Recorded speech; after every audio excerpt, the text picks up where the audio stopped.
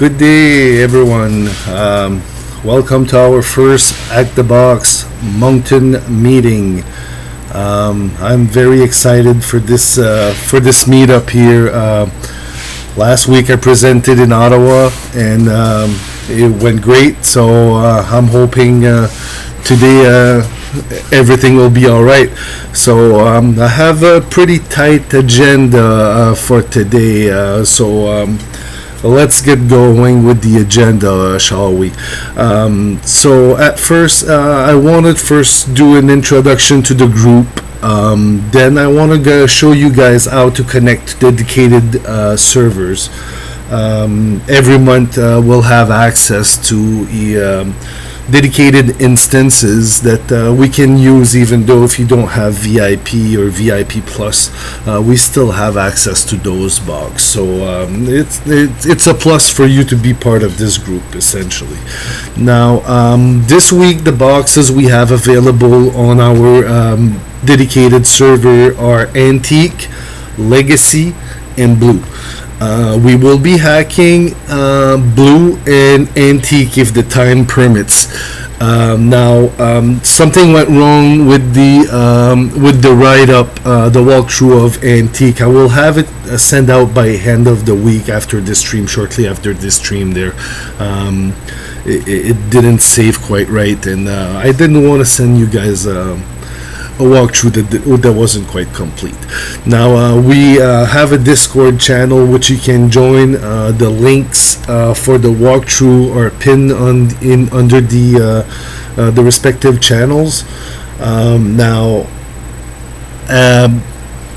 once we go through those boxes, I'll have a brief conclusion, recap what we've been doing, and perhaps just talk a little bit about more stuff that may be ahead to come.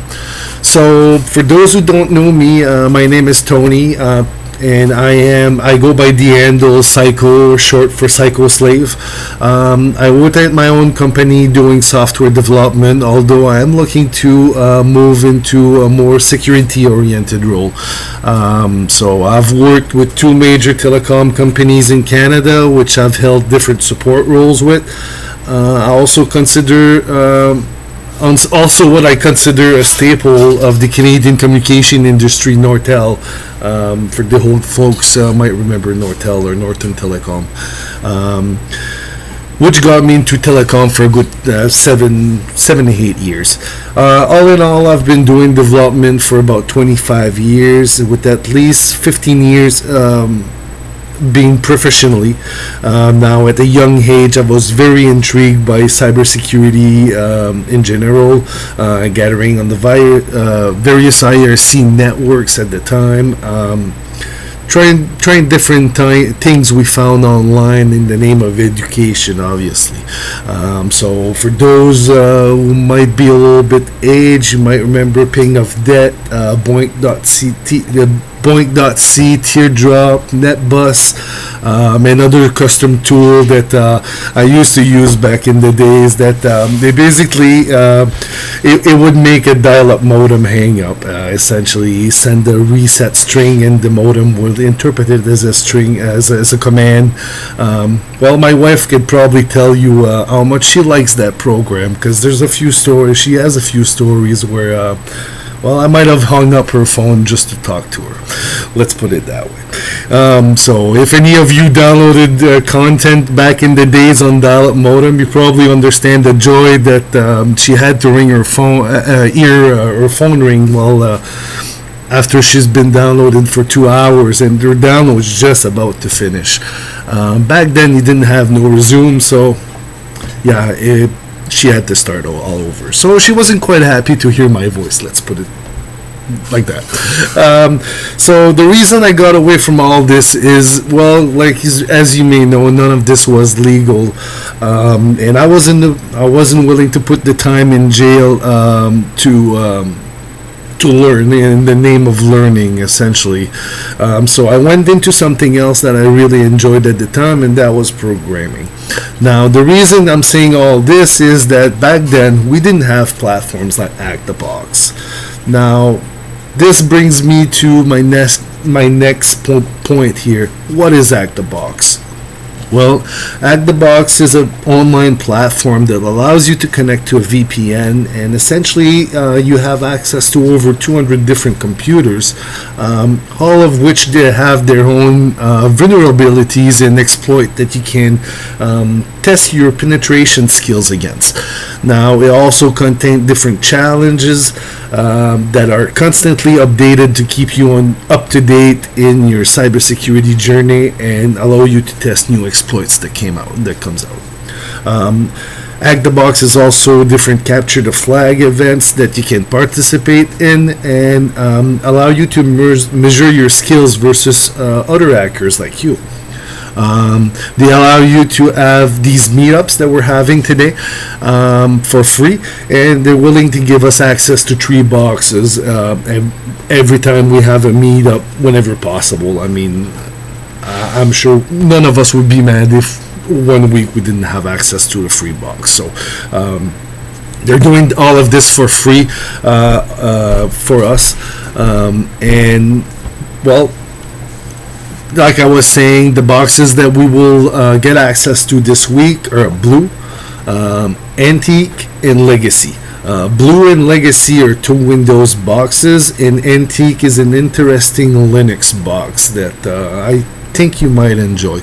Although those boxes are easy, I found they all had a little something to bring to the community, especially if you're new in the cybersecurity space. I think they bring a little bit of element.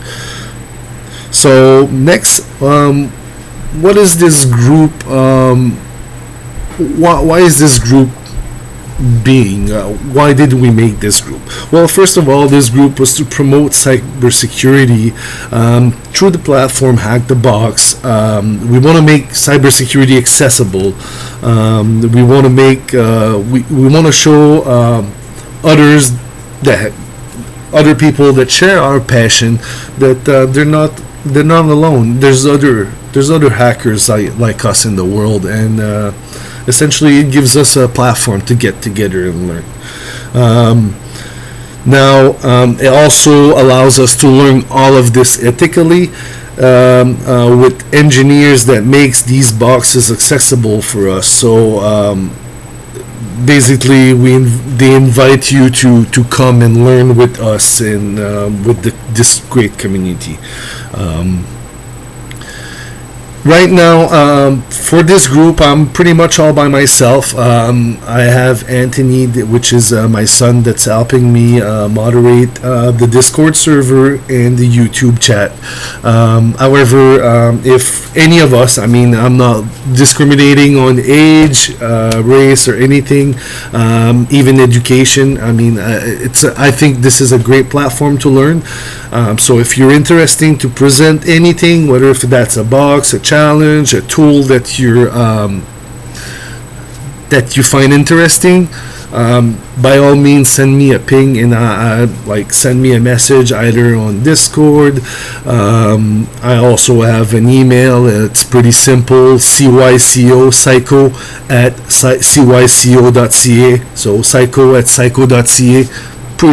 Pretty easy to remember, and essentially I'll be happy to chat with you what you have to present and whatnot. I understand that there's going to be a lot of work to be put into this group, but essentially my plan for this group is to build a community and eventually to be able to be sustainable on its own.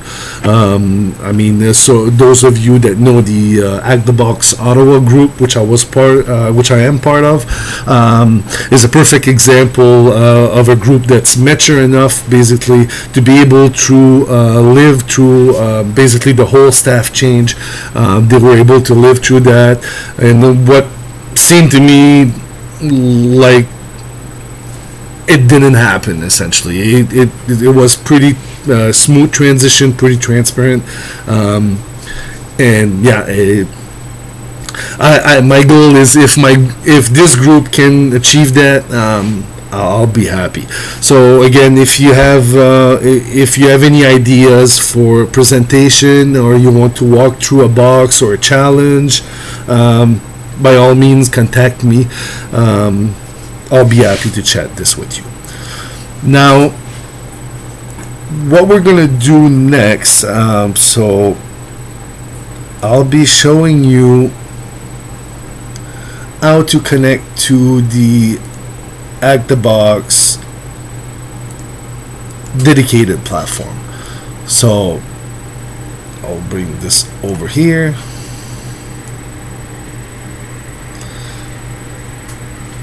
And essentially, this is the interface that you're all accustomed to, and to be able to connect to the dedicated platform, now you have to go through the older interface. There's no way to do that yet through the new HackTheBox interface, but it's pretty simple. I'll show you.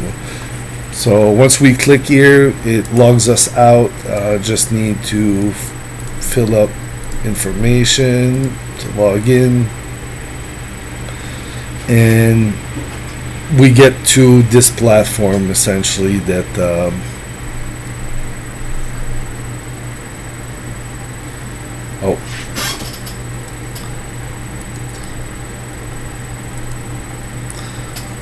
I apologize. Seems the screen wasn't showing, so let me back a little bit from.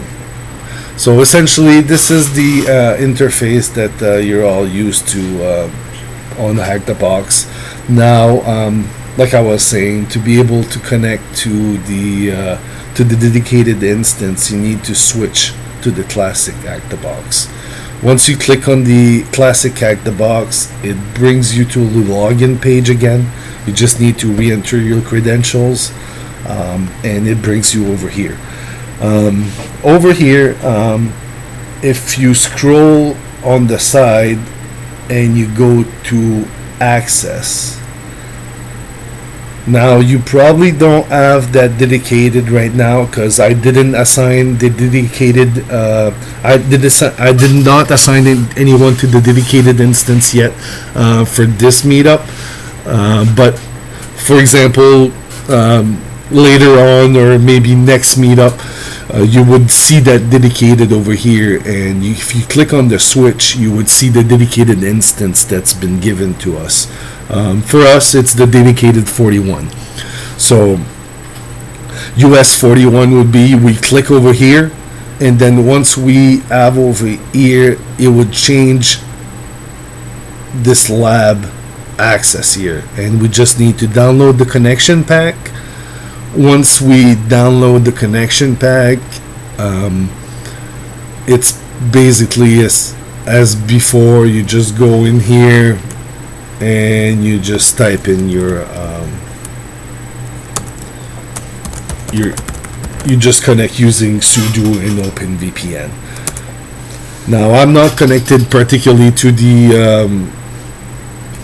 the dedicated instance right now. I'm connected to my own VIP instance, but this is how you would go about and connect to the dedicated instance. Now, once you have the dedicated instance, over here under lab, you would have dedicated labs. You click on here, and this is where you would go to enable the boxes and reset them or submit the flags or whatnot.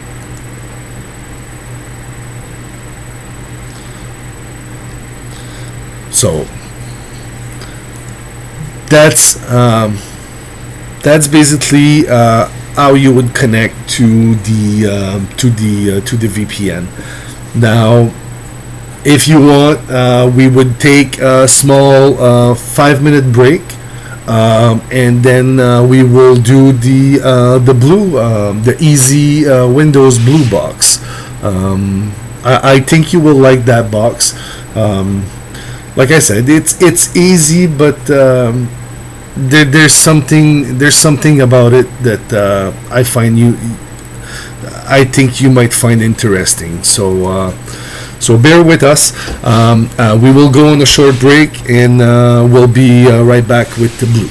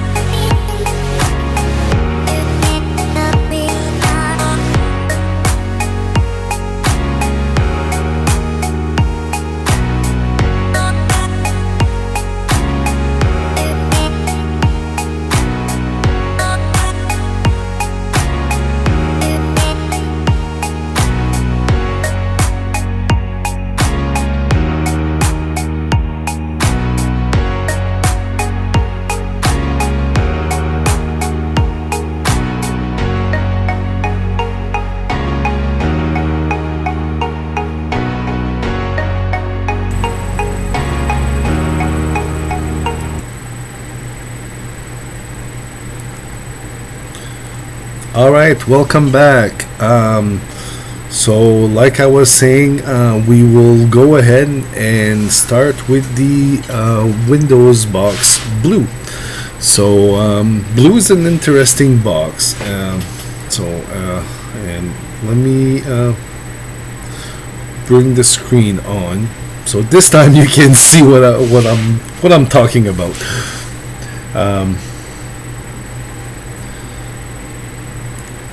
Now, Blue is an easy Windows box, as I was saying. It was released back on July 28, 2017. This box was built around the time Eternal Blue exploit was developed, was released. The exploit itself was developed by the National Security Agency, the NSA, and it was leaked by a group of hackers in April of 2017. By that time, it had been a full month since Microsoft had released a patch for the vulnerability. The WannaCry ransomware was released in May of that year, roughly 2 months after the patch was made available by Microsoft. 1 month after that, the NotPetya malware used the exploit once again, and basically this shows us the importance of staying up to date with software patches. The Chinese hacking group tracked as APT3, also known as Buckeye, reportedly used the exploit since March of 2016. Now that's almost a full year before the exploit was even leaked. So that tells us that it's good to be the APT group. It's not something that I'm going to overwhelm you with today, but you might want to check the MITRE ATT and CK platform, or not platform but framework. Essentially what it does is it tracks all the big guys, and your company pretty much can they can plan what these attacks might look like. They know what tools these guys have, what weapons, because they basically weaponize those payloads, those exploits, like we've seen. So the exploit itself that we're going to see today is Eternal Blue. However, it was weaponized into WannaCry, or not Petya. Sorry, my French tongue has a hard time saying that name. I apologize to the maker of that malware. Please don't attack me. Now, for this box, you're gonna need basic Windows enumeration skills, know how to do port scan with Nmap, and basically vulnerability detection. So it's a thing to know that the box is vulnerable to something, but to actually get your hands dirty and actually exploit it is something else. Now, the tools that we're going to be using, not a whole lot of tools today. Our good old Nmap to port scan the system, and we're going to be using Metasploit. There's another, we could have done it manually, but the manual payload is flaky a little bit, and I'd like to keep this first meeting more geared towards the beginner into cybersecurity and less experienced people. So for that being, we're going to go with Metasploit. It's easy, type a couple commands, and it's a lot of fun, you're going to see. Now, let's start with the enumeration, shall we? So, with Nmap, I usually do 2 to 3 different scans now, depending on the box I work with. This one here, I don't think we're going to have to do a whole lot of scan. I probably should turn the box on, because, yeah, I probably won't have access. Apologize for that. So just connecting to the machine in the background.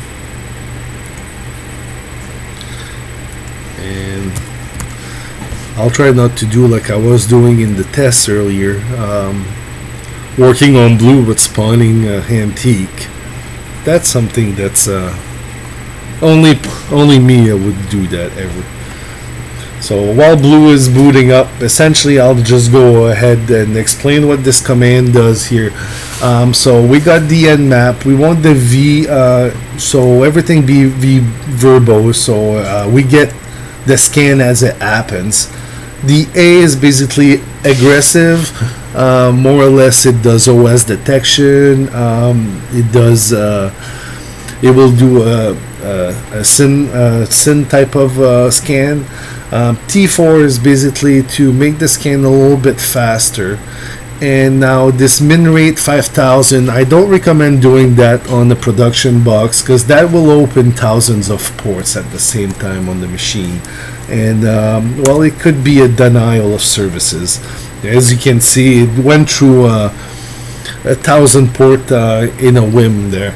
So, and we can see that there's a whole bunch of ports open over here on this Windows box, and we probably don't need to be doing a whole lot of scans, to be honest, because once the results come in, we're gonna determine what type of Windows system we're running over here that we're dealing with. So just gonna take a second.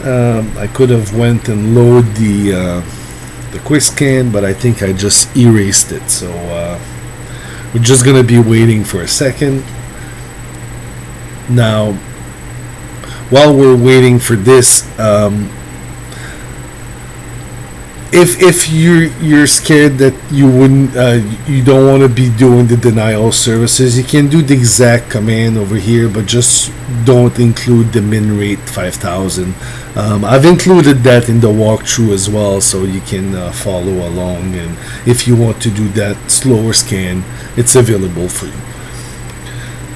Now we're almost done over here, just doing a couple of scan and a couple of scripts, pardon me, and here it comes up with this result. So we've seen all this, but what's interesting over here is this Windows XP Professional Service Pack 1. Now that's a perfect candidate for Eternal Blue. So if you're dealing with a Windows 7, a Windows 8, some early Windows 10, but those boxes seems to be updated. But yeah, Windows 7, I would definitely double check whether if Eternal Blue works on that one. So, well, let's not waste any time, shall we? Let's jump right into it. So, if we launch Metasploit, and now once we're into Metasploit, we're gonna look for Eternal. We're gonna search for the string Eternal.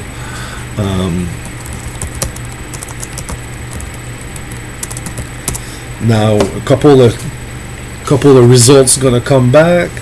I like to use the numbers, the 0 one, this one right here. That's the one that seems to be working the most for you. They kind of all do the same thing. Some of them will only execute commands. I want a shell, so I'll do use 0 because I'm too lazy to type the whole thing. And since you see those numbers over here, you can just use that. Use 0. And we're gonna type options. Oops, if I can type right. And this shows what options we need to be able to run this this exploit over here. Now, there's only one thing that seems to be missing, and it's the RHOS. RHOS is the target of the box. So for us, we're gonna set RHOS. Now the reason there's a S to RO, sometimes there isn't, sometimes there is. When there isn't is that because you can only do the exploit to one computer. If there's a S, you can include CIDR, or you can include ranges, IP ranges essentially. So that's just a keep in mind. If there's an extra S, you can put more than one IP, is what it means. Now, if we set this OS over here, 10, 10, 10, 40, and now there's this bottom portion here that we need to set up as well. So this L host should be the IP of our box. Now I don't want to show you the IP of my boxes, but essentially for me it's gonna be set L host, and you can do IP in here, so that will show your IP. You don't have to exit to in the shell to do that. You can type it right into Metasploit.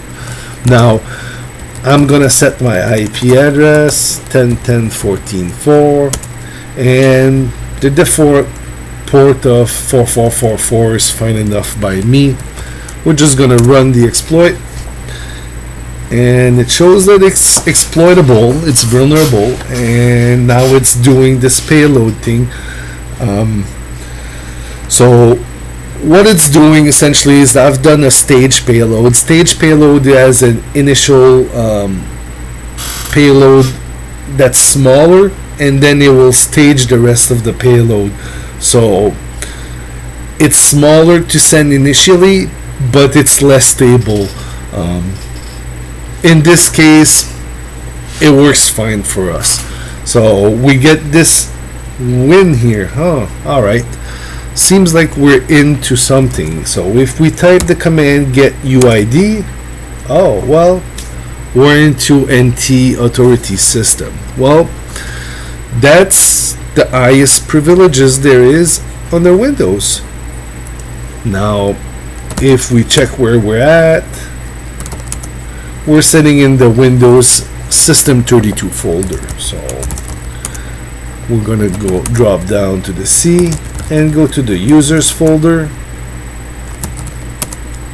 What users do we have?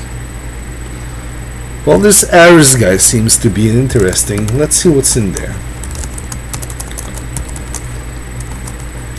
Not a whole lot. I mean, if it was a normal system, you'd probably want to go deeper into this, but this is just like a CTF-like box. So if we go to desktop and we look, we have our user flag. So if you cat that user flag,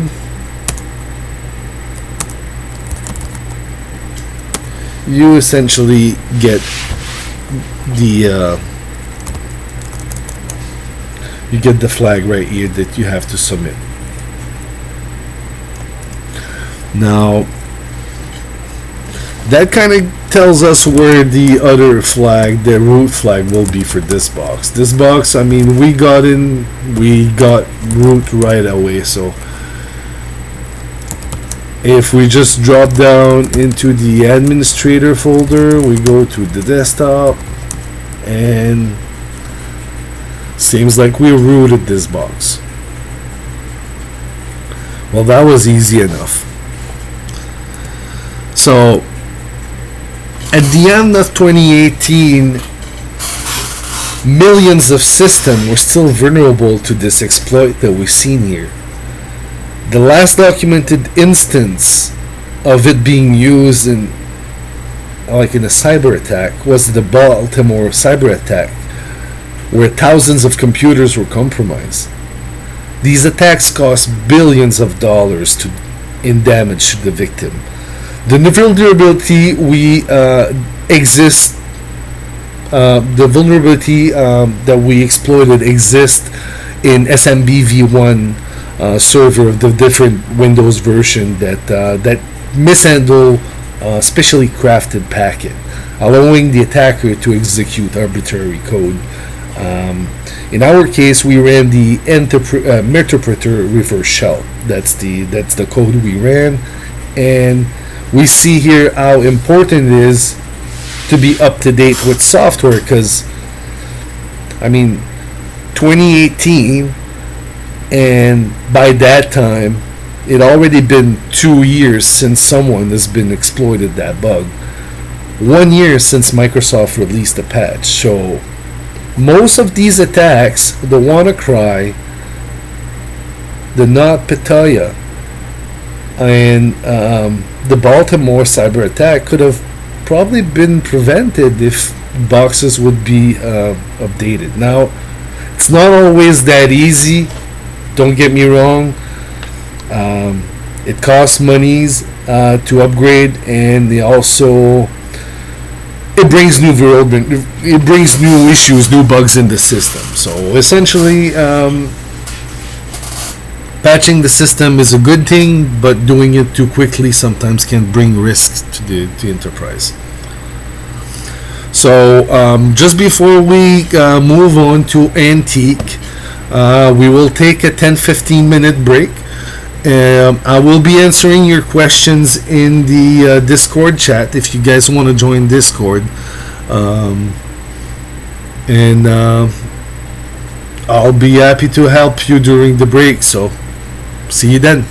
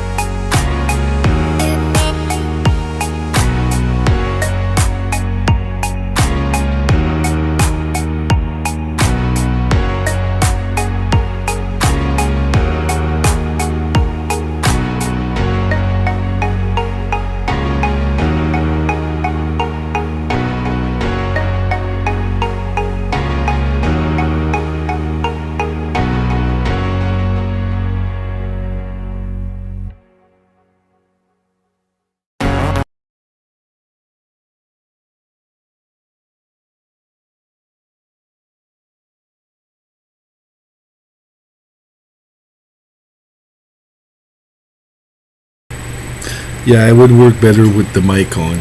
Um, so we're back, guys. I'm just gonna show you something that I was talking with Anthony off stream here. Essentially, you wanted to know how you would know that a box would be vulnerable to the attack we've seen. So if we check the screen here, we can basically, as soon as you see like something that's older than a Windows 10, I would probably attempt it. I mean, the Eternal Blue exploit was ported all the way back to Windows 2000. So you got, I mean, it like the very first version of Windows 10 was exploitable. So I would anything below 10, I would probably, that's the first thing I would try. I mean, you get straight root access. You can't beat that. And see here, if you use the number 3, you have a scanner that you can run, and essentially you just set the OS. Now you look here, if you notice, I didn't use the set command, I used the set G.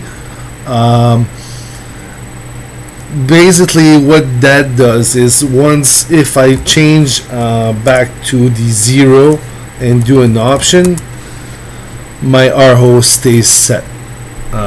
So it's a set global. It's like a hack. So a hack for hackers. So that's a pretty neat thing if you didn't know. Set G instead of set. And for the scanner. So that's a little thing that I wanted to add on the. Now, the next box we're gonna view today, we're spoiled this week. We got 2 boxes. I wanted to do easy content. I understand that. I was kind of late. Setting up the Discord server and for everyone asking access and everything. So because of that, I understand that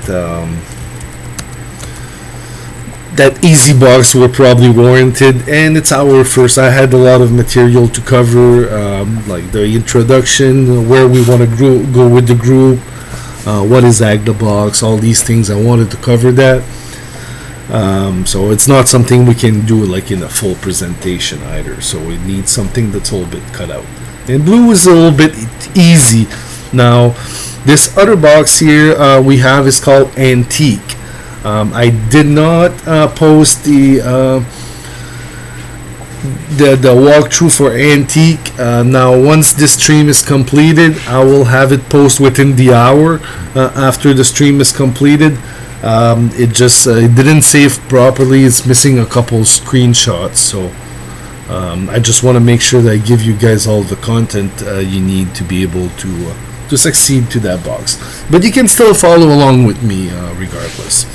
Now, Antique is an easy Linux box, or is it? The box was created by Mr. Reboot and released on September 27, 2021. Now, are we really looking at a Linux computer here? Well, turns out the system is more specifically an IoT device designed to print on paper. Yes, that's a printer. So with this box, the creator wants to challenge our enumeration skills. Can we find the flaw in this printer? Is the big question. Now, when you think about it, this is quite scary because almost everyone I know owns a printer. I'm not sure about you guys, but how often do you update the firmware in your printer? I mean, I tend to update my huge Xerox because not everyone has the knowledge and to update even the most basic HP printers. So let's be honest. It's not always the most straightforward process either. These companies don't make it easy for just a regular Joe Blow to update these printers. So What skills we're gonna need for this box? Well, we're gonna need solid Linux enumeration skills. This one is an easy box, but I feel it challenged a little bit more on the enumeration side, because you'll see once you run the first two nmaps, there's basically not a whole lot. So, which makes me to think, while I go through those the skills, I should probably kick launch the nmaps. So let's go ahead and do this, shall we? So that way I won't be wasting your time, and I won't just be rambling about nothing over here. So just like earlier, we're gonna launch our I should probably again connect to the box.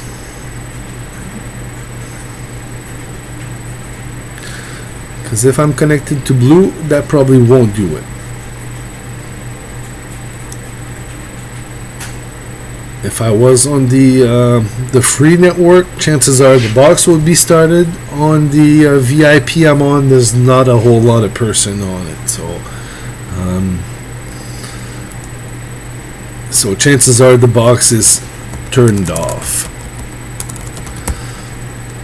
But it's a good thing that I notice it right now, so that way I can starting those boxes and basically get a couple of things going while I cover some material for you guys. So as we see, the box still not up, so we're just gonna wait for it to boot while I go ahead and explain the skills that we need to continue resuming the skills we need. We also need to know how to do SNMP queries. Not sure if you guys are familiar with SNMP, but it's a protocol that's used mostly by NMS, like network monitoring system, basically to monitor a device. It can do health queries, can query CPU, RAM usage. For a printer, it can query the ink level or the paper level. So if your printer is a paper jam or stuff like that, it might communicate it over SNMP. So that's a good thing to know. Now, experience with decoding a string. Now you'll see the string is not the most forward and one to decode, and because of that I don't have a solid straightforward answer for you guys. I'll show you what worked for me, how I got the password from that weird string. You can see if something else worked for you. I mean, we'll see once we get there, but essentially we were looking at an ASCII string, and I did the next decoding on it, and because of that I got what I needed from it, but I wouldn't say it's the right methodology. I think I stumbled upon it by error, more or less. So I mean, this box is pretty recent, so when I did it, I think it only had like 10 days hold. So you also need very little Python knowledge, just to understand what's going on with the scripts. At first I was looking at the Python script. I thought there was a way to break out of it. Maybe there is, but that's not how I exploited it. You also need to have some understanding on how printer works. We're going to be working with a printer system called cups. So you might not know the whole gist of it, but just being familiar, knowing what it is good start, I found. And very good Google skills. So if you can do a pretty good Google searches, you should be pretty successful with this box. Now the tools we're going to be using, our beloved nmap. We're going to be using SNMP walk. It's not the one that we use quite often. We're going to use Python to get a reverse shell. and CyberChef to decode our string or numbers. Let's put it that way, string of numbers that we're going to decode the password from, and that we're going to be using CyberChef to decode that. And cups is not really a tool, but I've included it in there because it's very common in the printer industry. So if you're going to be attacking IoT devices, I recommend getting familiar with it. And a tool that I just recently, it's funny because I probably learned a couple of weeks ago about that tool, and then I had to use it for the very first time, is Chisel. Chisel is like a proxy tool. It's a very versatile tool. We're only going to be touching the very surface of it, but it's a tool you might want to be in. You might be interested to learning because once you get into hacking networks, it's a tool you can use to pivot around. So you hack the first box, you can use it to pivot around to other boxes. So it's a whole lot of fun and a good tool to learn. So let's see if our box is up. Seems like we're up and running, and we're gonna kickstart our beloved Nmap before I go on rambling on what it's actually doing. So what I'll do over here, because this Nmap takes a little bit more time, I will launch 3 of them in parallel, so you don't have to wait after them. Especially the UDP one, but I kind of gave away what I didn't want to tell you up front. But let's move forward here. So we'll do the regular scan, the quick scan that I was talking about earlier. It's not something I recommend doing. I'll keep saying about it. The reason is that minimum rate 5,000 will open 5,000 ports at a time on your target. So depending on your connection speed, depending on the connection speed of your target, you might actually be doing a DDoS to that target. Now, between HackTheBox and I know the connection's pretty stable. We should be good to go. And it should allow us to save a little bit of time on the stream as well. Now, again, it's something I would do in the CTF this year. The minimum rate for you could even push T5 if you wanted, up to you. I mean, the faster you push that, the less you can rely on the results, because it's trying to do stuff a little bit faster, essentially. And sometimes when you hammer a server, it might not like that, and it might start ignoring a couple of packets here and there. So keep that in mind when you scan a target. Now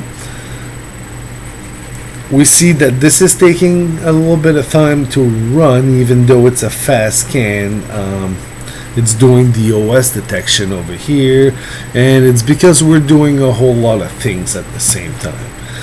We can see this UDP scan's only 7%, and just to save a little bit of time, there's really only that port 23 that comes up open on this box. Everything else is a no-go.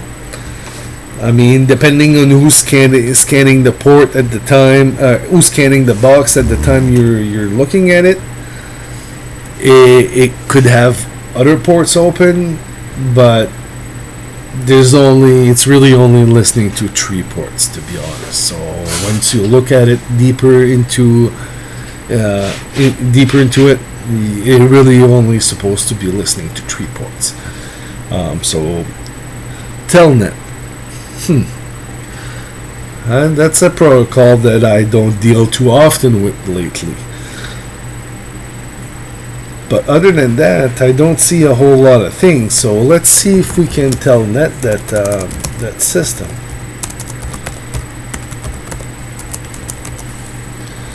password. All right. I wonder if just trying. Well, that doesn't seem to be working. So it doesn't seem to be an easy password. Maybe we can try password 1. Doesn't seem to be working. And if we look over here, that's our full scan that I've launched. So I did it with the -p-. Essentially, it does the old 65,000 ports. And it still didn't come with anything. I mean, we know a couple of things. We know there's a telnet port open. We know it's probably HP Jet Direct by the look of it. If we see over here, HP Jet Direct, it's written in here. So it's probably what it is. And when we connected to the telnet, we also seen the HP banner. So seems like we are looking indeed at a printer. Now this UDP port scan over here is probably going to take a whole lot of time. I should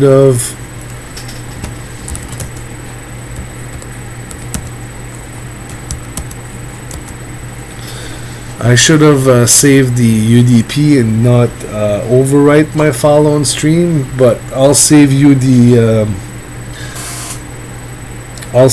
wait. And essentially there's only one port that comes back open. It's port 161. Everything else, it might be a false positive. Again, UDP is a connectionless protocol, so it's a little bit harder to scan, making it also longer to scan. So we're only scanning the top 1,000 ports over here, and we're still waiting. We're only about 40% done, so not even half done. 30% done. I apologize. Even a third done. So this is gonna take a whole lot of time. I'm gonna spare you the wait.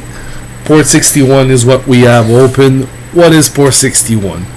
Well, port 61 turns up to be the SNMP port.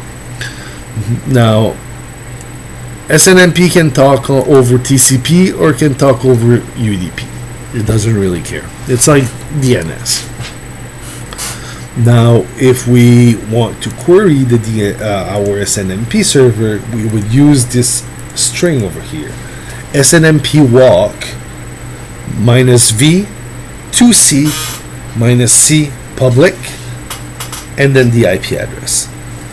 So basically what that is we're telling the machine that we want to query SNMP protocol 2c, and the string or the realm that we want to target is public. And we come back with HackTheBox printer. Well, we already knew that it was a printer. Now, this doesn't do a whole lot for us, but if we search on Google for HP Direct Jet exploit, I come across this blog post here. I'll put it on stream.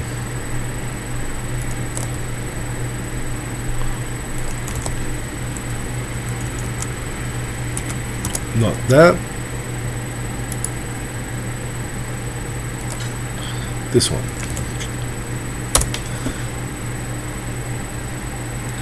And essentially this goes pretty deep into explaining what these direct jet are. Essentially it's a print server. You just connect your printer to it, and it brings your printer on the internet. That's what it is. So it's not technically a server, but it acts as a print server. Now, there's a vulnerability where it will expose the password. So if we run this query over here, we should be able to get a password. Or should we? So if we paste this in here, again, we got this part covered. Now this is the OID. It's Object Identifier.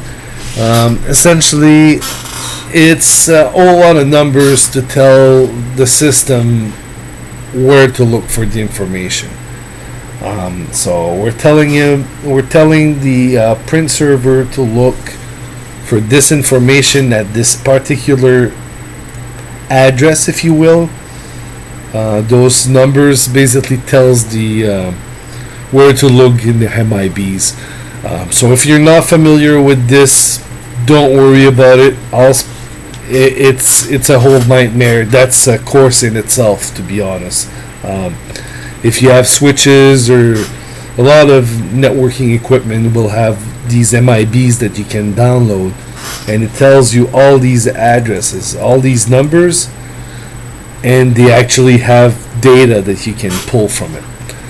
For example, on my switch, I can pull, let's say if I want to pull how much data is passing through this one port, well, I can issue a bunch of numbers like that with a password, because mine is V3 and needs a password. And it would basically tell me how much data has been going, how much connection, whatever data I need to know, it would tell me. So if we type this and press this, well, we see we're successful in getting results. However, not something we can quite understand. It's a bunch of numbers. This is where it was pretty interesting, where how I found the answer. I mean, if you guys found a different, I'm sure there's a different way to find the answer, because to me this doesn't seem right. We're looking at integer, and I'm still able to decode. You'll see. So I bring up CyberChef. That's a very, very, very good tool when you're dealing with encoding or crypto. Not as much crypto, because it doesn't really have any processing power, not too much of it anyway. But it's a very multi-tool. It does a handful of things. It's very, very versatile. If you don't know this tool, you should be familiar with it. So let's take our numbers over here.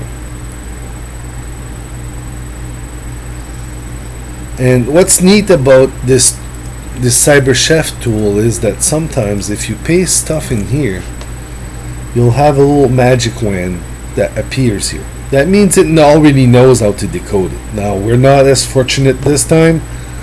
It doesn't want to do this. Now, I know this is not X. This is not hexadecimal.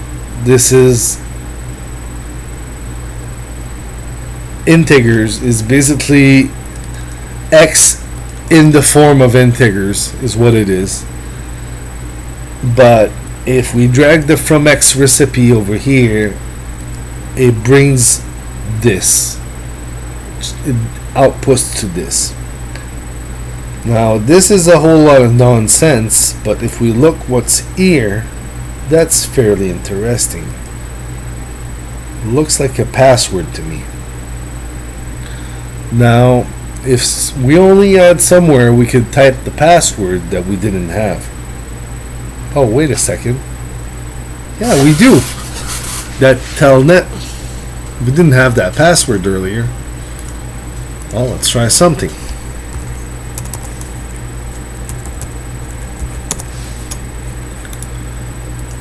And we paste that password in.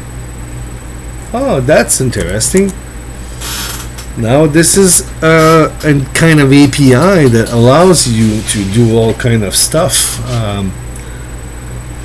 Now we can play a whole lot with this API over here, but and it allows us to add port, and seems to be doing all kind of stuff. DHCP config, and a whole lot of fun. But the command that seems to be drawing my attention is that execute command. What if we could execute commands? Oh, well, I think we do. I think we are able to execute commands on this box.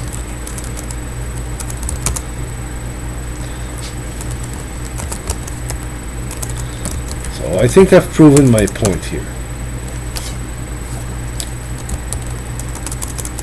So I'm able to execute a whole lot of commands. And here is our user flag.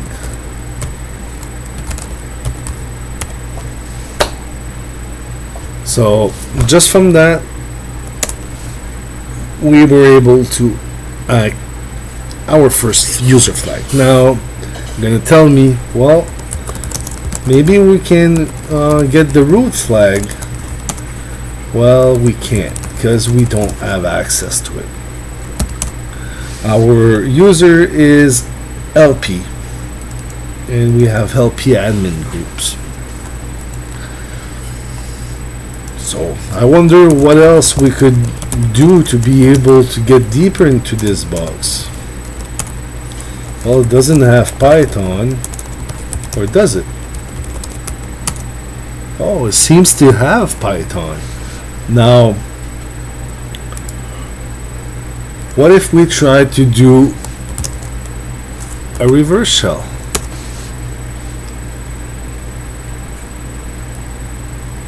So if we run this command over here,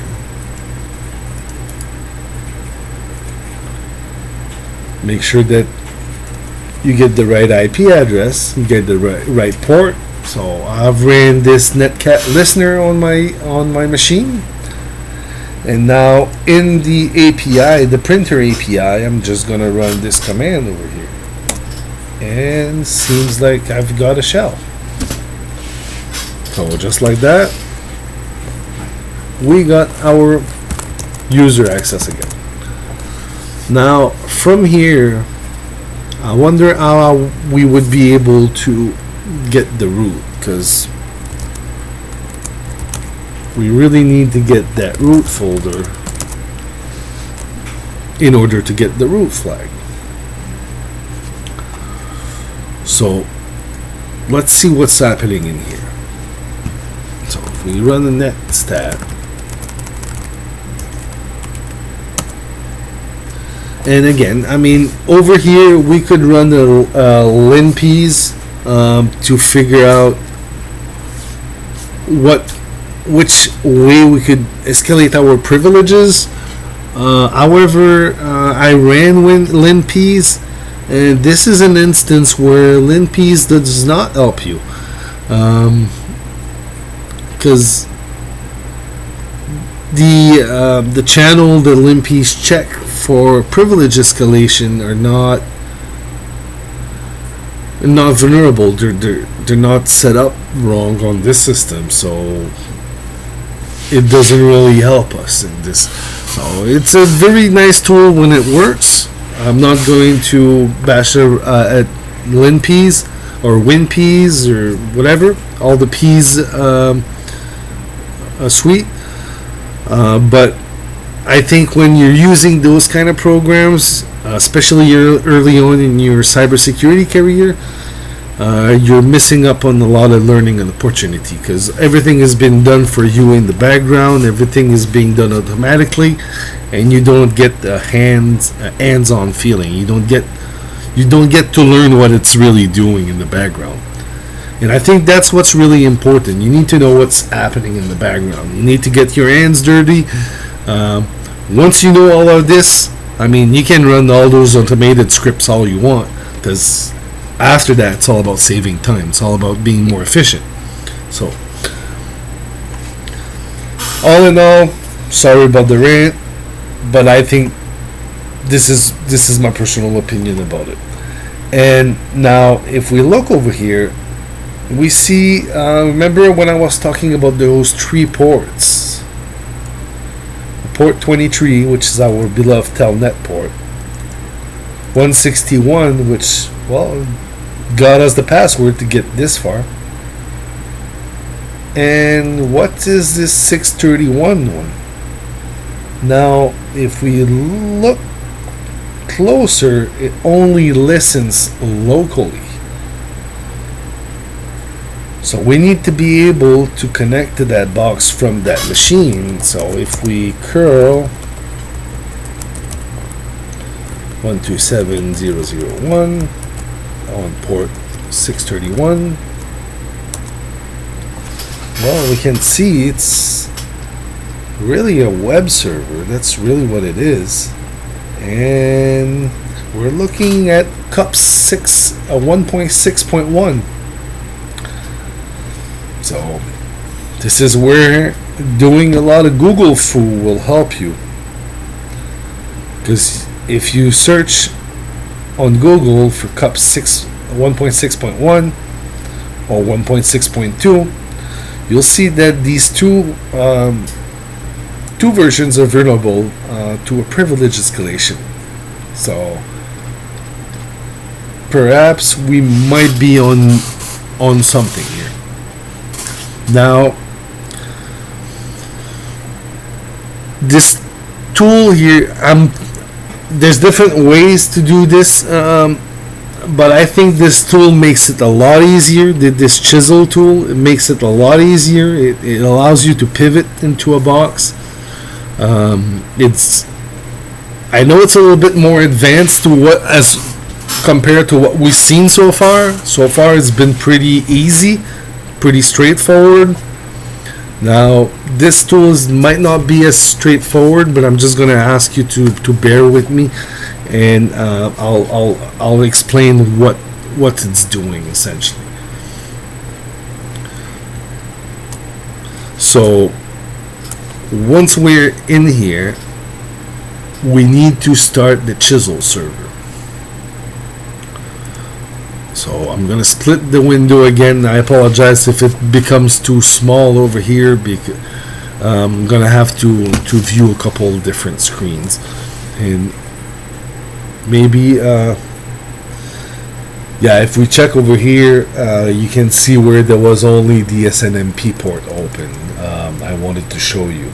So that in itself took like almost 15 minutes just to run, just to get the 1000 port and get the one port open. So that's why I didn't want you to wait until then, but I still wanted to show you what it looked like. Now, from here, we're gonna have to use the chisel. So I've pulled the chisel over here in the file, but if you do which on your Kali machine chisel, it should be in user bin. If not, you can install it with the command sudo apt install chisel, like this, if I type it correctly. If you do it like this, it should install the command for you. It should install a program. Now, the reason I pulled it to my current folder, I'm gonna have to pull that file to our printer. Now, the way I do this, I usually go to the temp folder, create myself a .cyco folder. That way, if anyone is working on the box, I'm not disrupting them. They're not seeing what I'm doing. My files are kind of hidden. They're not 100% hidden. If you're looking for them, you'll find them, but you won't be stumbling on them and thinking that that's how the owner or the creator of the box meant to be to hack this box. So once we're in here, once we have the chisel file in our local folder, we're going to start this web server with Python. So Python -m http.server. So that basically starts a server for us, and from here we're just going to get wget my IP 10.10.14.4, port 8000, and the program is Chisel. It's going to pull that file over here. No longer needs that server. Can Control C out of it, kill it, and we're going to use the Chisel server. So Chisel server, and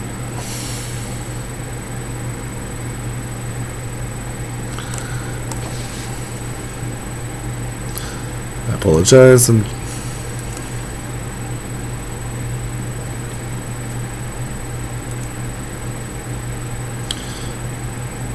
I'm following along on my walkthrough, see, and that's what I meant where I was saying that stuff was not production ready.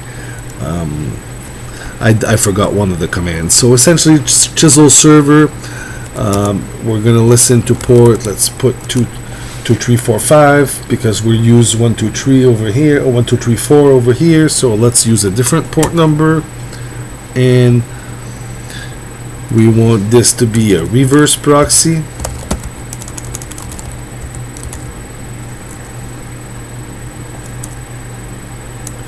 So I'm just going to double check. So it's a remote forward proxy, a remote port forward. I apologize, not a proxy. You can do a whole lot of things with it. You can proxy, you can do port forward. This is a port forward. So reverse port forward. Start this like that. It's listening, and we go to our compromise machine now. So the server, we run it on our home system, on my Kali machine. Now on the printer, we want to run the client. So over here we have the Chisel. So we're going to run Chisel. We want the client. Now this is where it gets complicated. We want the IP address. So that would be my IP address, so 10.10.14.4, and the port we open 2345, and then we want to specify R. We want to open the port 361 on localhost 127.0.0.1, and it's the port 261 we want to open. So we want to open the port 61, and we want to make it available on port 361. So it might not make a whole lot of sense to you, but again, if you I recommend you dig deeper into Chisel, so you can understand what's happening over here. So essentially it's just a client server thing. Oh, and yeah, don't forget to change mod, because once you pull it from that other box, it will not save the mode. It will not save the. It doesn't save the modes of the file, so it's not executable anymore. And if we run that, we're gonna see starts this session over here. So we see on both screen that we're getting a connection. That's a good thing. Now, once we get that connection, we want to come over here, and if we open the port localhost on port 631, we get the port 631 on our beloved printer. So that's the cups admin page, and essentially the exploit available on this system allows us to be viewing files.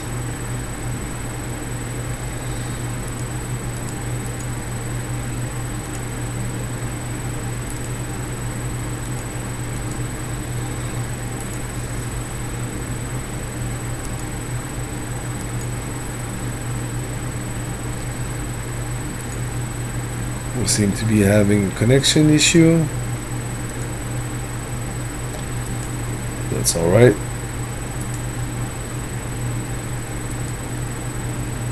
Not quite sure what's happening over here. Let's see.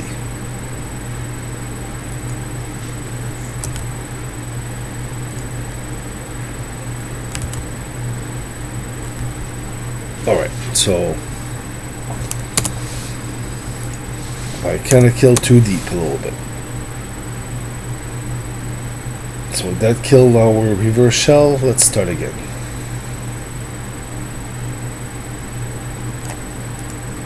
I mean, instead of doing it that way, what we could do is we could do it this way. We could execute temp cycle.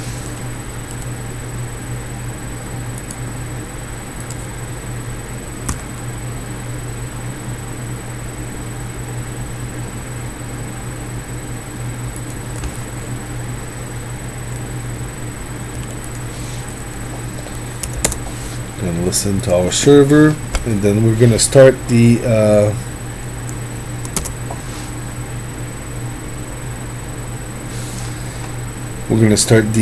chisel client this way. It doesn't really change anything. We're just saving a couple of steps here. Let's see if we resume the connection. We obviously didn't.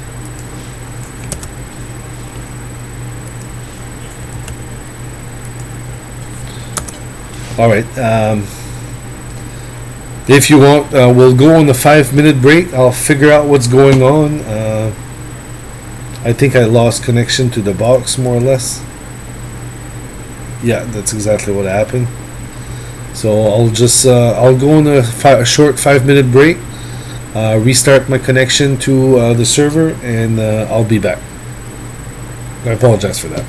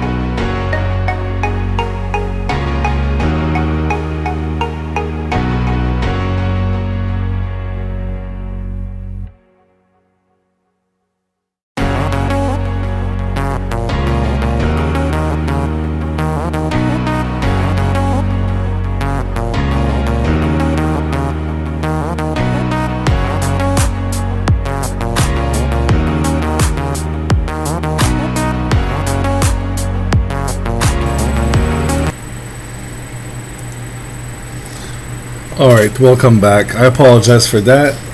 So I had to restart the VPN, restart the Chisel server and Chisel client, and I got back connection. So that's what happens when you deal with these kind of application like Chisel. You're kind of proxying through the system, so it's not always stable. Sometimes you have to go back, kill everything, start all over again. And the thing with Chisel, I will point it out, when you kill that client server, it remains active. So you still have to go do PSX and go kill that process. Otherwise, it will keep trying to connect.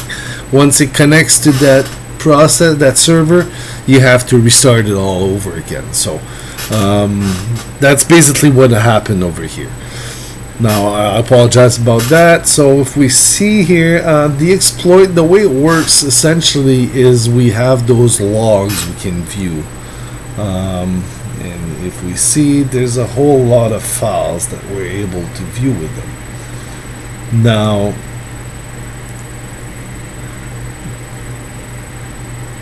you can see here where I already had changed one of the files. I guess I forgot to reset that box when I attempted it earlier today, just to test run everything. Now, if we go over here and we run this command, essentially we will need telnet access. So let's do another window. I apologize. I have 4 of them. I reckon some of these system you need 4 windows for them to work. That's just how it works. This is a little bit more complex, so that's why you need more stuff to be able to. Now we have this command here that we can run, and it allows us to change what logs cups is interpreted as a log. So if we run this command over here and put it to the etc shadow file, and we go back to the interface and view the error logs, we see that it's still showing the flag somehow. Let me see.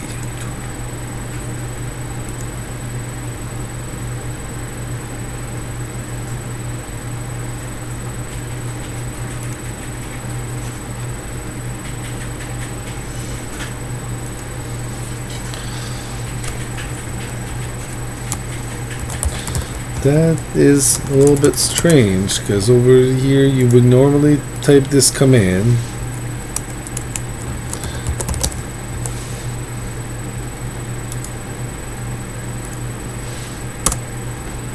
and it would change the log to the new file, but perhaps we can't run it as the in the EPI. So let me just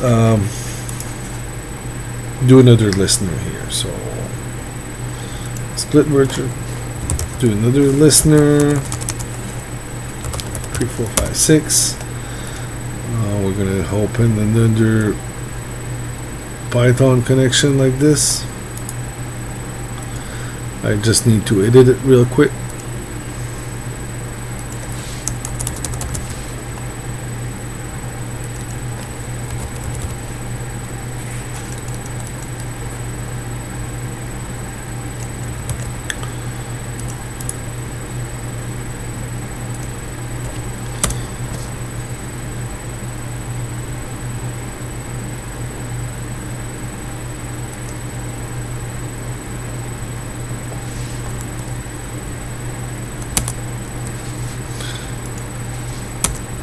Seems like I lost connection to the box again. No, I did not. Perhaps I should have restarted the box before I did this. Essentially what I did is I ran this command here.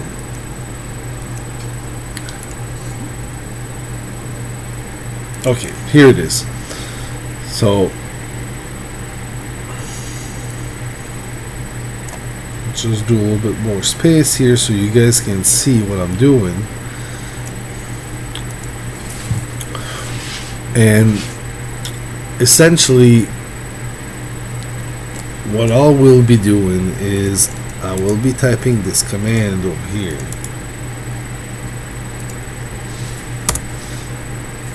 This basically changes what the log file is at.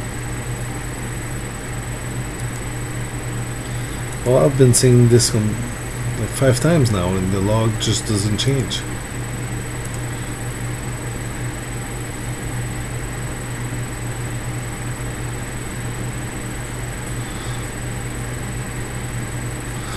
I wonder if I'm connected to the instance that I think I'm connected to. That's kind of what seems to be what's happening here.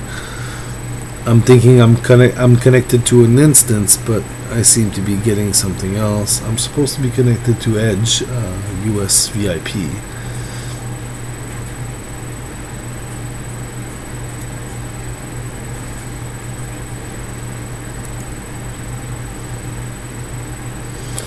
Essentially, when you run that command over here, it changes the log from originally the log is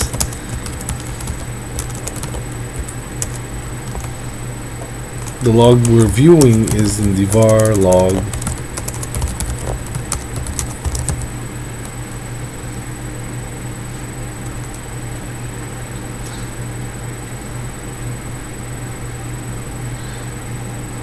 would be in the var log cups, and it's in the error log. See, but there's nothing in here. Now once we run that cups control command, it allows us to change that. I think I know what the issue is. Let me type the command manually. So cupctl,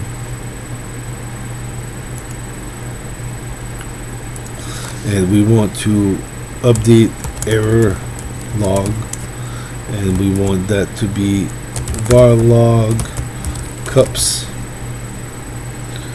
and error underscore log, because that's really where the log should be at.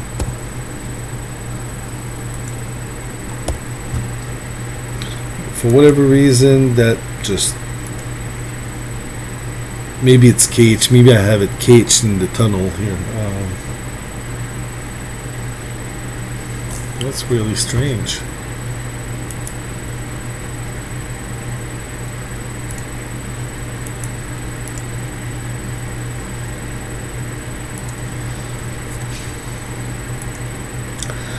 Yeah, I'm a little bit puzzled by this one.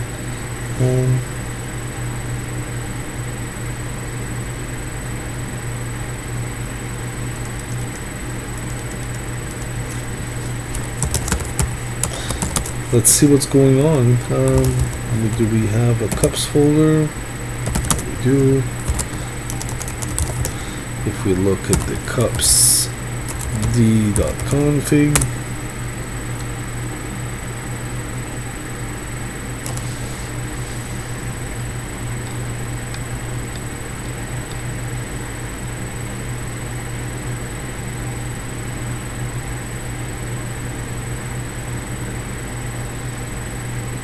yeah, for whatever reason, I think it's just not processing that config correctly, because see, it's showing where it's supposed to be pulling the log from. Now if we run that command to etc shadow, we should change that log file to be the etc shadow file. Since the cup server runs as root,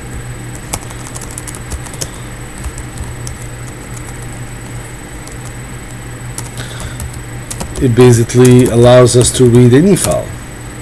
See? But for whatever reason, I would have to reset the box. If you want to spare with me, I'll reset the box, and I can show you what it's supposed to be looking at. Yeah, I think that's what I'm gonna do, because right now it doesn't want to cooperate. It just shows me the root flag, which I did earlier, and that's what I put in as the log file. So if you put in this as log file, this is basically, if you put in the if you run that same command I had over here and you put it to be root.txt, well, that output that's showing me should be what you're anticipating. Now, for some reason, it just doesn't take. I would have to reset the box essentially to get the get the root flag, but essentially you just type that command and you'll be able to get the root flag by clicking on the view error logs. Perhaps you guys can say in the Discord if you want me to go ahead, pause the stream, reset the box, show you what it looks like. That will take like probably 5-10 minutes just to reset.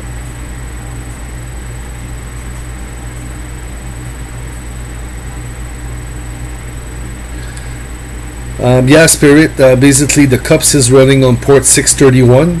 But you also want to open the port 631 on your local machine. That's how I access this by 127.0.0.1.631.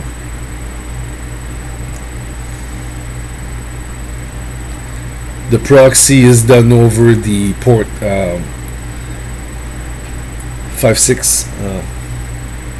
3456, I think, that I opened in the chisel.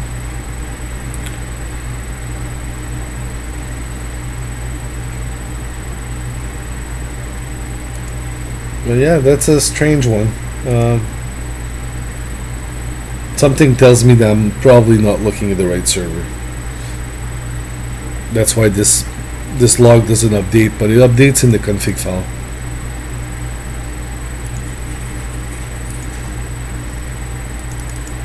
Because when this is at C shadow, we should be able to see the password, like all the passwords.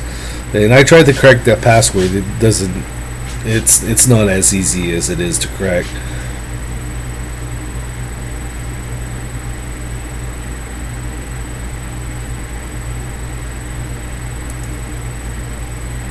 Yeah, let me pause the stream for a minute. I'll reboot the server. I'll restart the server and give that a try. Like you say, like you can see, it's a little bit finicky when you use the chisel tool.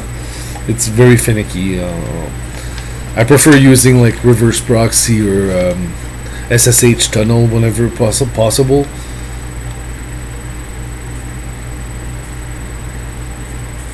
But in this case, we didn't have access to SSH, so we had to use the chisel.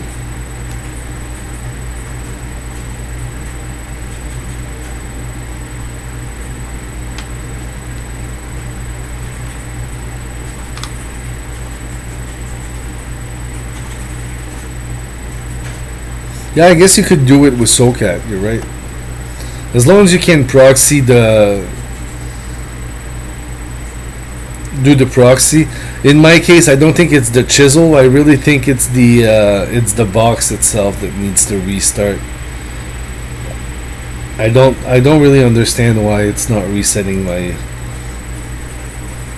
because this should be pulling from the file in the config, and this is at C shadow.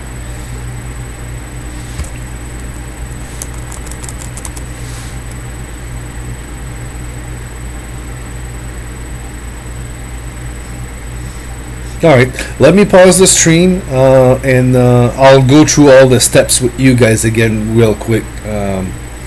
So I'll pause the stream, I'll reset the box. Once I'm reconnected to the box, I'll just go back to the steps and show you what the root looks like.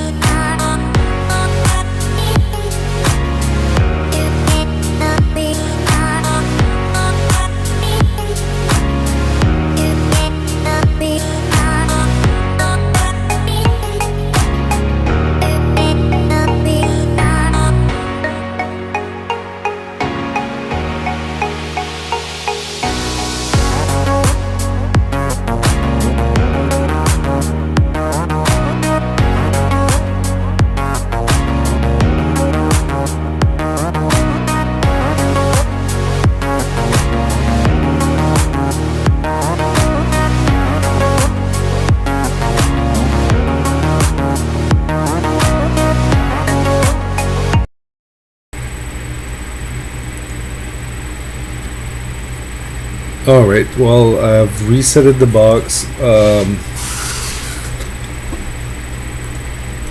Let's see. Let's see if we have better luck this time.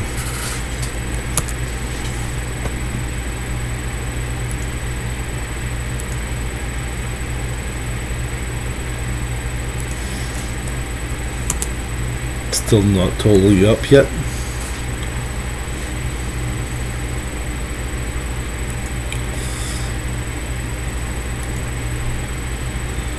I guess it wouldn't be a stream if everything went perfectly.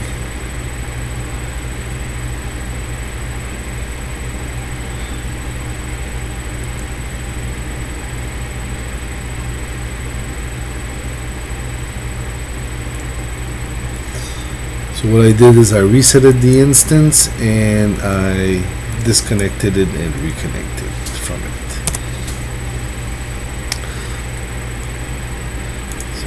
Get this. Going to do a netcat listener.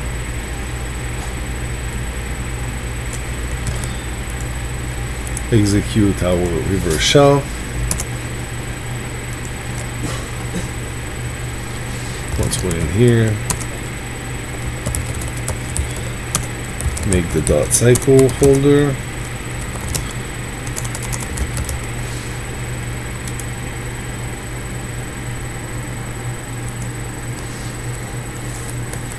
Here we have the chisel executable. We're going to serve that folder. We're going to get that chisel file from. I wonder if my IP changed. I don't think it did, even though I reconnected, but we'll see. Maybe that's why it didn't work. No, it didn't change. Change mod. The chisel file.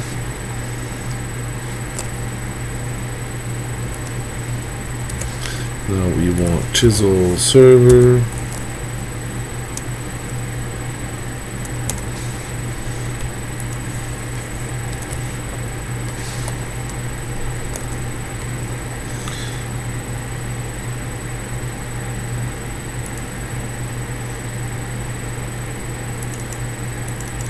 Chisel client.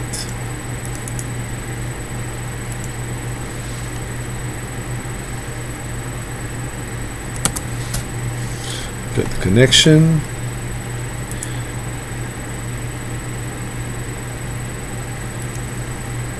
Oh, that's kind of weird. Just going to go back to the telnet, because we do need access to telnet to be able to change our log file later on. We paste the password. Alright, let's try that again.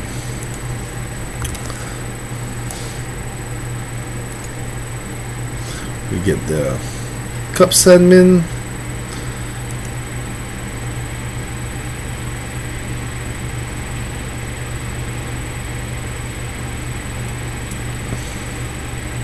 This doesn't make any sense.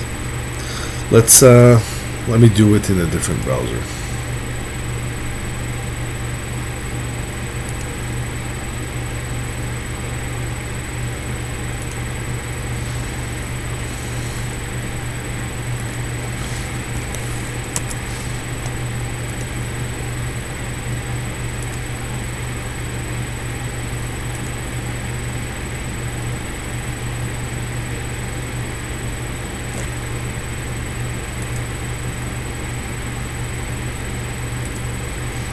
This absolutely doesn't make any sense.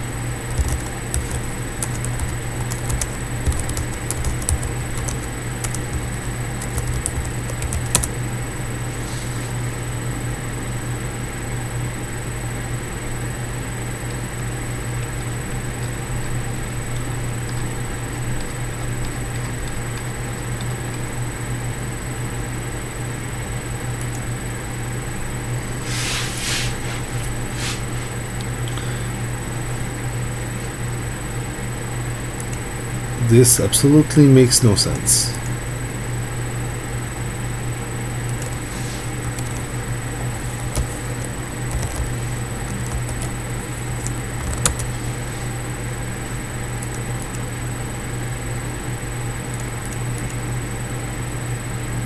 Ah, well, I guess Firefox was caching, so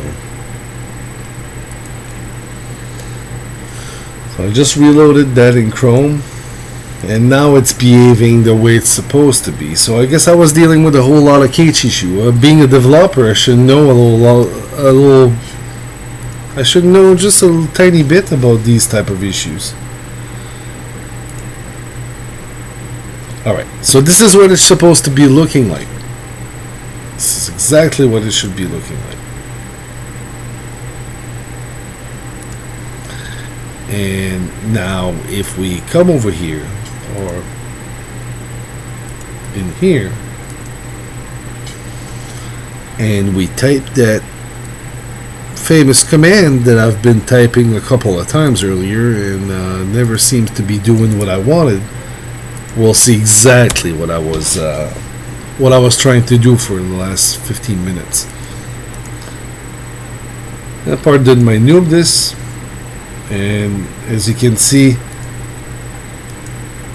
I typed this to be the Etsy shadow, and if I view the error log, we now have an Etsy shadow file. So this is looking a lot better than what I wanted to show you. This is actually exactly what I wanted to show you earlier. So now, that being said, if we run that command again with the famous root.txt file,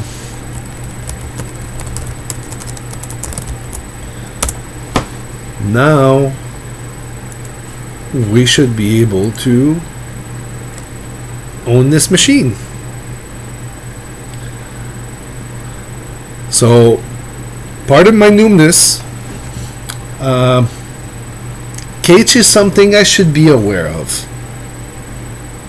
For whatever reason, I did not think it would cache it. But you always learn something new every day, right? So basically, this concludes this box. It was a little bit tricky, a little bit finicky, especially at the remote escalation part.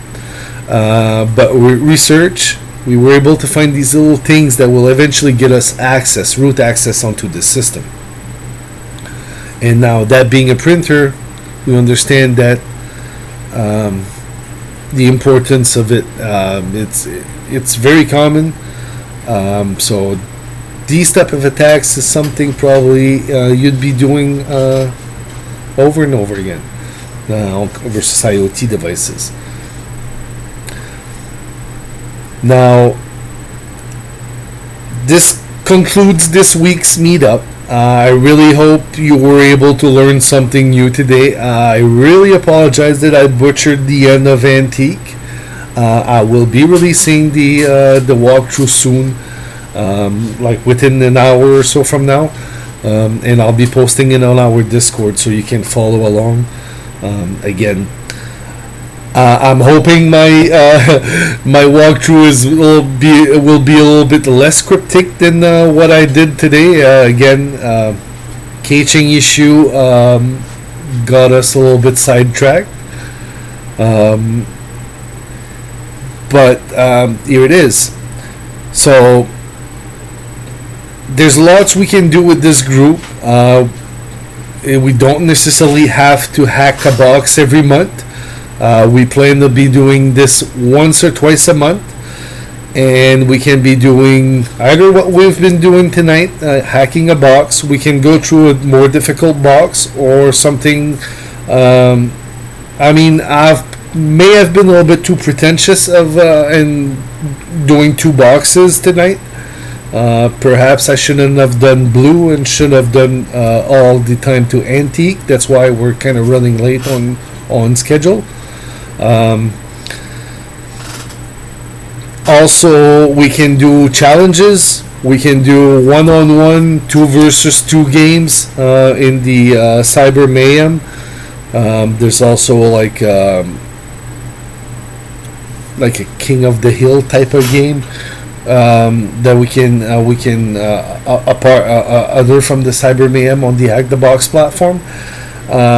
If you want to learn more on the tool, that's something we can do. We can prepare a meeting showing you how the tool and everything you can do. We're open to ideas. Anything you may have, you may want to reach out. If you want next week's meetup, we can also have a little quiz at the end, like they do in Ottawa. I did not ask any for any prizes this week because I wasn't sure of how much attendees we would be having. But if in the future, if we're getting a lot of people, a lot of traction, a lot of attention, I can definitely, it's stuff I can ask HackTheBox to provide. They definitely been offering it, whether that be in form of cubes or in form of a monthly VIP subscription, a month free of VIP. So it's something, we have a lot of options. Again, if you have any ideas what you want to do, whether that be next month, a month from now, 2 months from now, whatever, we're hoping. We're looking for presenters. We would like to thank you for spending the time with us tonight, and I'll be posting the next dates for our meetup for the month of November. I'll be posting that shortly. I'll figure out on my schedule where it works, what I want to talk about. And I guess for now, it's a good night, and keep on hacking. Bye.